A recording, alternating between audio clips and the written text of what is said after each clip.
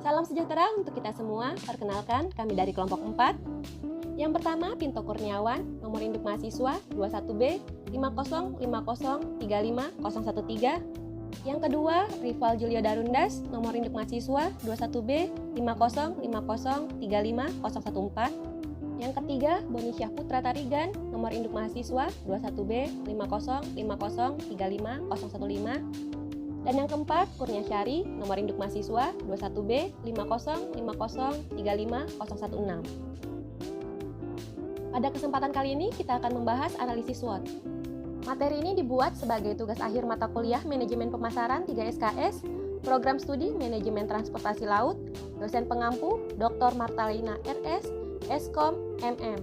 Kelas Alih Program Manajemen Transportasi Laut Eksekutif BP3IP Angkatan 41, Institut Transportasi dan Logistik Trisakti.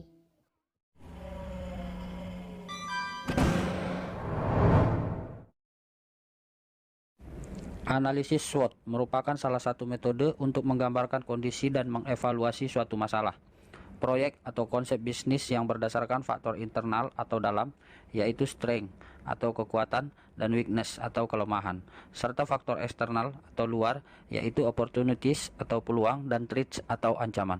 Metode ini paling sering digunakan dalam metode evaluasi bisnis untuk mencari strategi yang akan dilakukan. Strength atau kekuatan merupakan kondisi kekuatan yang terdapat dalam organisasi, proyek, atau konsep bisnis yang ada. Kekuatan yang dianalisis merupakan faktor yang terdapat dalam tubuh organisasi, proyek, atau konsep bisnis itu sendiri. Weakness atau kelemahan merupakan kondisi kelemahan yang terdapat dalam organisasi, proyek, atau konsep bisnis yang ada. Kelemahan yang dianalisis merupakan faktor yang terdapat dalam tubuh organisasi, proyek, atau konsep bisnis itu sendiri. Opportunities atau peluang merupakan kondisi peluang berkembang di masa datang yang terjadi. Kondisi yang terjadi merupakan peluang dari luar organisasi, proyek, atau konsep bisnis itu sendiri. Misalnya kompetitor, kebijakan pemerintah, kondisi lingkungan sekitar. Threats atau ancaman merupakan kondisi yang mengancam dari luar. Ancaman ini dapat mengganggu organisasi, proyek, atau konsep bisnis itu sendiri. Lalu, strategi mana yang cocok untuk perusahaan dan bagaimana untuk menentukan strateginya? Untuk itu, kita perlu mencari IFAS dan EFAS terlebih dahulu dengan langkah-langkah sebagai berikut.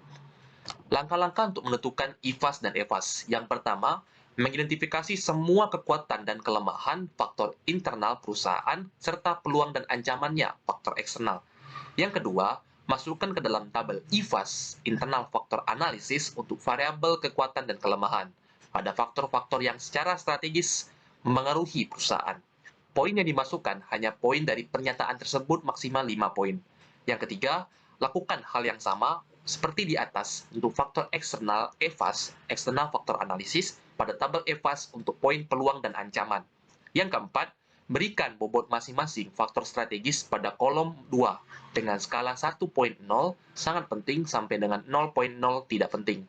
Semua bobot tersebut jumlahnya tidak melebihi dari skor total 1.00 atau 100%. Langkah yang kelima, berikan rating pada kolom 3 untuk masing-masing faktor dengan skala mulai dari 5 sangat kuat sampai dengan 1 lemah, berdasarkan faktor variabel tersebut yang dianalisis.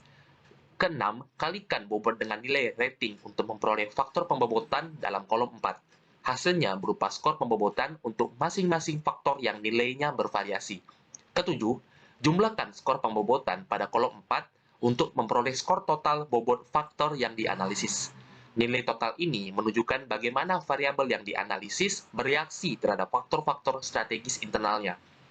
Kedelapan, atau yang terakhir, dari hasil tabel IFAS dan EFAS, kita dapat mengkombinasikannya ke dalam satu diagram SWOT yang memberikan arah kepada pengambilan keputusan, kebijakan, dan strategis bagi perusahaan. Profil perusahaan PT ISM Tbk, produk mie instan terbaik di dunia, merupakan salah satu perusahaan mie instan dan makanan olahan terkemuka di Indonesia yang menjadi salah satu cabang perusahaan yang dimiliki oleh Salim Group. Berdiri sejak tahun 1990 dengan nama PT PI Tbk, kemudian diubah menjadi PT ISM Tbk di tahun 1994. Analisis strategi SWOT pada perusahaan PT ISM. Strength. 1. Jangkauan distribusi yang luas hingga ke mancanegara. 2. Keunggulan cita rasa yang beragam, menyesuaikan dengan cita rasa khas untuk daerah setempat. 3. Memiliki brand yang mendunia. 4. Harga yang terjangkau. 5. Mendapatkan banyak penghargaan, awards dari Indonesia hingga dunia. Weakness. 1. Mengandung zat kimia yang tidak baik untuk tubuh jika dikonsumsi secara rutin. 2. Memakai tenaga kerja yang cukup banyak dalam pemroduksian membuat perusahaan rentan goncangan. 3. Bahan baku masih impor. Opportunities. 1. Pasar domestik dan mancanegara yang berkembang. 2. Daya beli konsumen yang meningkat setiap tahunnya. 3. Diminati dan diterima oleh masyarakat berbagai kalangan baik bawah, menengah, hingga atas. 4. Mindset masyarakat yang mengkonsumsi produk tersebut sebagai pengganti nasi dan praktis. Traits. 1. Meningkatnya brand pesaing yang menawarkan produk yang sama dengan harga lebih murah. 2. Persaingan dengan berbagai varian dari produk pesaing. 3. Munculnya produk pesaing yang menawarkan produk yang lebih sehat dan natural. 4. Naiknya harga bahan baku dan biaya operasional lainnya.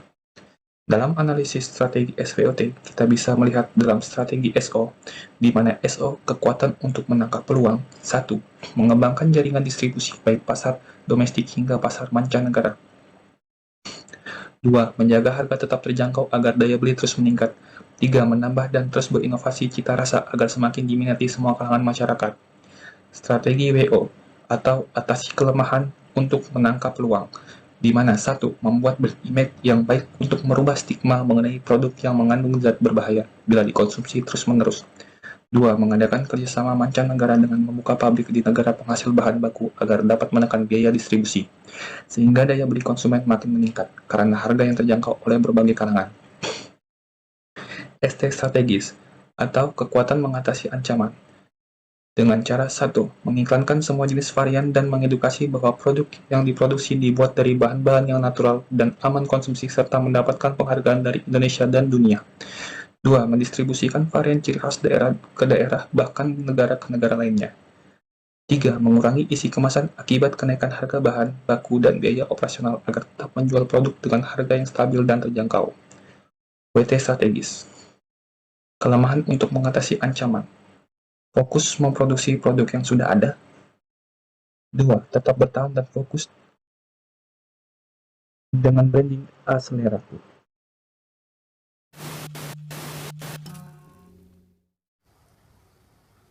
Untuk mencari strategi mana yang cocok untuk perusahaan PT ISM, khususnya produk A ini, maka dari itu kita perlu mencari nilai IFAS dan EFAS-nya. IFAS atau Internal Strategic Factor Summary, untuk kekuatan kita singkat saja S.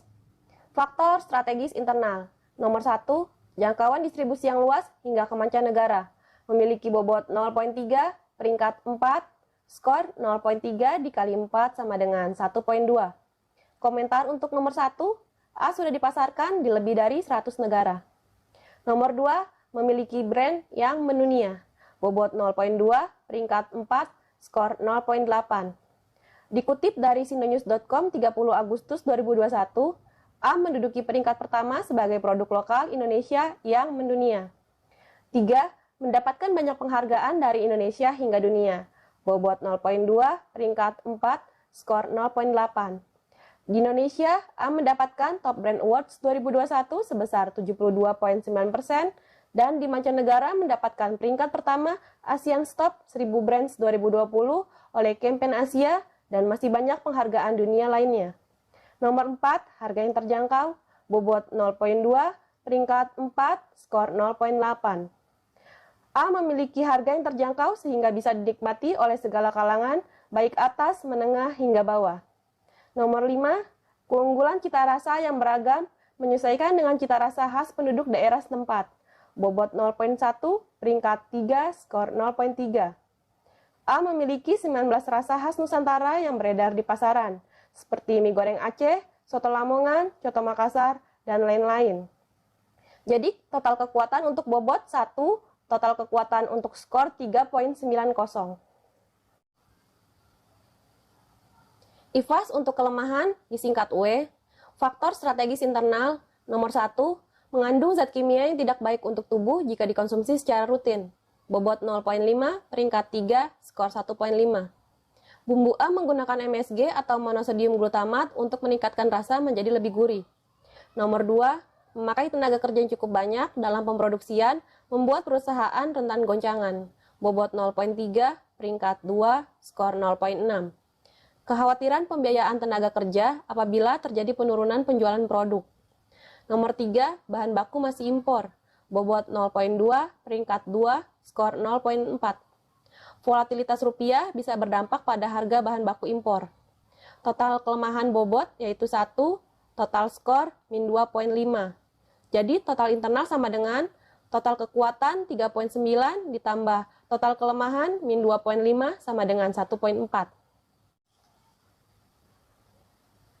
EVAS atau External Strategic Factor Summary untuk peluang disingkat O. Faktor strategis eksternal nomor 1, pasar domestik dan mancanegara yang berkembang. Bobot 0,3, peringkat 4, skor 1,2. Komentar nomor 1, pasar domestik dan mancanegara terus berkembang di berbagai daerah. Nomor 2, daya beli konsumen yang meningkat setiap tahunnya.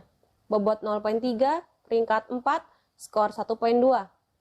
Dikutip dari bisnis.com 10 November 2021, ICBP membukukan kenaikan penjualan neto konsolidasi sebesar 26% per 30 September 2021 dibandingkan pada periode yang sama tahun lalu.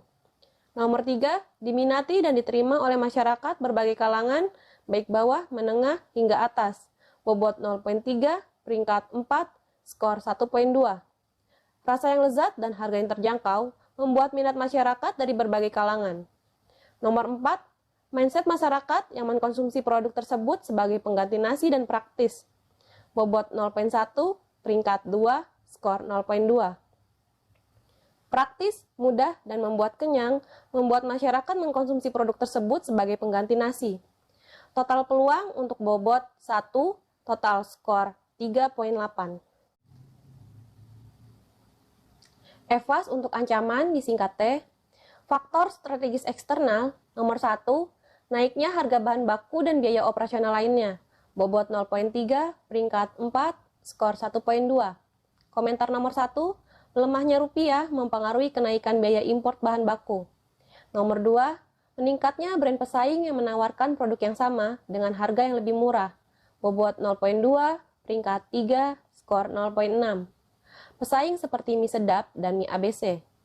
Nomor 3, persaingan dengan berbagai varian dari produk pesaing. Bobot 0,2, peringkat 3, skor 0,6. Pesaing seperti Samyang Carbonara dan mie Gaga Jalapeno. Nomor 4, munculnya produk pesaing yang menawarkan produk yang lebih sehat dan natural. Bobot 0,3, peringkat 3, skor 0,9. Pesaing seperti Lemonilo dan Ladang 5. Total ancaman untuk bobot 1, total skor min 3,3. Jadi untuk total eksternal sama dengan total peluang 3,8 ditambah total ancaman min 3,3 sama dengan 0,5. Dari perhitungan yang tadi, selanjutnya kita akan membuat diagram SWOT. Untuk koordinat analisis internal, X sama dengan kekuatan atau S ditambah kelemahan atau W dibagi 2.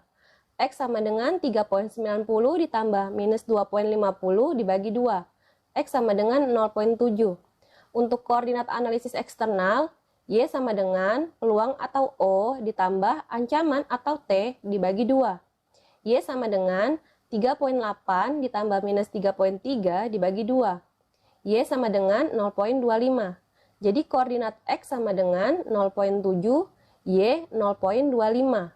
Internal positif dan eksternal positif. Jadi strategi SO. Posisi organisasi ini ada di kuadran 1, positif-positif. Posisi ini menandakan organisasi dalam kondisi kuat dan berpeluang. Rekomendasi strategi yang diberikan adalah progresif atau yang kita kenal sebagai strategi SO. Artinya, organisasi dalam kondisi prima dan mantap sehingga sangat dimungkinkan untuk terus melakukan ekspansi, memperbesar pertumbuhan, dan meraih kemajuan secara maksimal.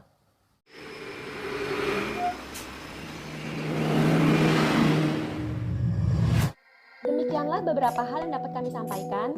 Sebelumnya kami mohon maaf yang sebesar-besarnya apabila di dalam penyampaian pembahasan tadi terdapat kesalahan atau kekeliruan dalam berpendapat.